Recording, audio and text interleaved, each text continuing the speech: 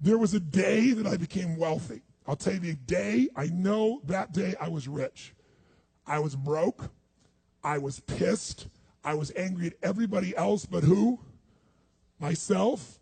But really underneath it, I was mad at myself. I just couldn't beat myself up anymore, so I was pissed. And I had a friend that I loaned money to when I had barely enough, and I knew he needed it.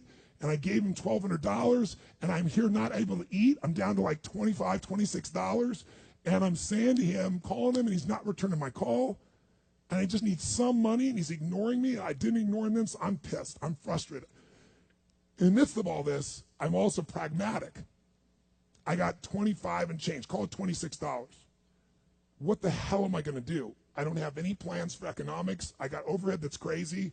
I'm living in this little tiny apartment, 400 square feet in Venice, California. So I thought, okay, when I was totally broke early on when I was 17, I used to save my money up and go to the smorgasbord and load up for Christmas, load up for the week. So I said, I was in Venice. I'm going to go over to Marina del Rey where all the yachts are, and there's a place there called El Chorrito. And I'm going to go. They have an all-you-can-eat smorgasbord. I'm going to load up for the winter. I'm going to get there. So I didn't drive there because I wasn't going to spend the gas to get there. Plus, I needed to walk. So I walked there. And I go in. I'm not dressed really great, but it's Marina del Rey, it's okay. And I got a place right by the window, and I can see these yachts going by. And I'm dreaming of what life could be like. And I'm starting to let go of my anger, and I'm starting to focus on what I want instead of what I don't want. How many followers say I?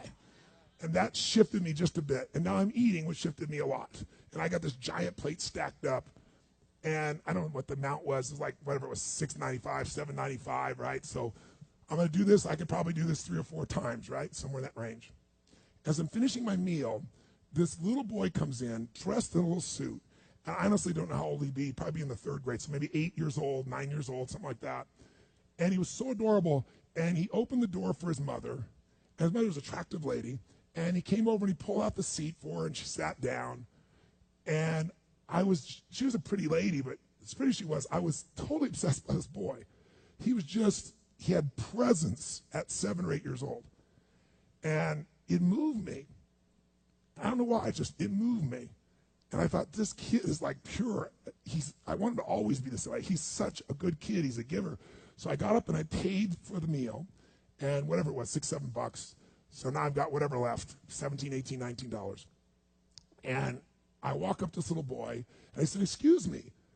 And I said, I just want to acknowledge you for being such an extraordinary gentleman. I said, I saw the way you treated your lady, how you opened the door, how you pulled the chair out. I said, that's class. I said, my name's Tony. What's yours? I don't honestly remember his name, Charlie or something. And he looked up at me, and I said, Charlie? I said, that's amazing, taking your date out for a lunch like this. He goes, well, actually, she's my mom. And I said, that's even more cool. And he said, oh, but I'm not taking her to lunch because I think he said he was 8. I said, oh, yes, you are. I had no plan for this. I just reached in my pocket. I took all the money I had left, $17, $18, $19, and I put it on the table. I said, you're taking her to lunch. He looked up at me and he goes, I can't take that. I said, sure you can. He said, why? Because I'm bigger than you are. And he smiled real big, and I didn't even look at his mom. I just turned and walked away. And I didn't walk out of that door. I flew home. I should have been freaking out. How the fuck am I going to eat? But I didn't. I flew because something inside of me had finally got past scarcity.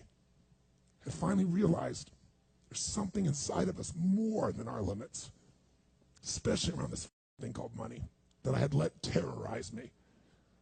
And I got home, and the mailman came that day, and I had no idea I was going to have my next meal.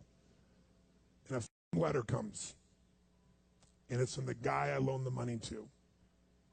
Handwritten notes saying, I've been avoiding you. It's wrong. I'm so sorry. You were there when I needed you. Here's what I owe you plus a little bit more. And the $1,200 was there plus another $100 for the time that I had to take care of it. And for me, $1,300, that was enough to run my show for a month or two. And I cried. And then I decided, what does this mean? And I thought, this means that whenever you give, it's always going to come back, so you don't have to ever think about that again. Just give. And the rewards will be greater than you can ever imagine. I don't know if that's coincidence, but I decided to believe that day was the blessing when I became rich. And I can tell you honestly, I've had tough days in my life, economically, emotionally, like all of us. But I've never gone back to that scarcity. I never will.